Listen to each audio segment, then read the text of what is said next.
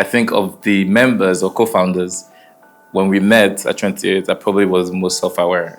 But realizing very quickly a personality or a type of leadership that was missing amongst the five, I took it upon myself to assume that role and that responsibility.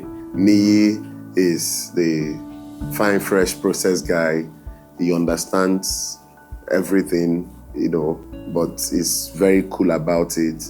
He's not in a hurry to. He loves to explore. So anything you say, okay, is this what we can do?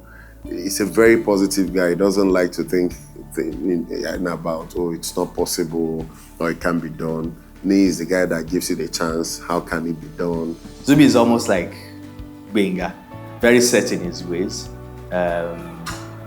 But it's somebody, if I say one of the most reliable people, right, I would say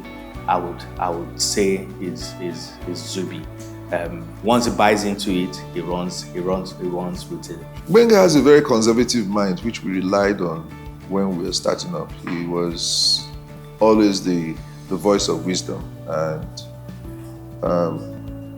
he always wanted things to be thoroughly understood before we move, and he also wanted things to be very well documented and put in a procedural format before we take actions or immediately after we take actions on things. Nonso, the go-getter, Nonso just needs to hear about an idea once. He already has a full plan of how to execute and scale that idea. Nonso is very well driven, almost to the point where you could say he's aggressive. But he's also a very fair person, right? And when you have someone that is fair, right, it balances things out. Nonso and Bolaji and Gbenga can be very confrontational, right? Zubi is measured. I normally don't have a bone to pick.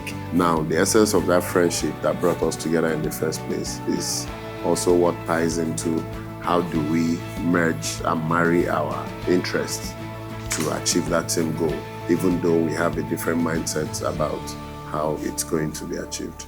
And for International Friends Day, I would say I love you and we'll keep it up.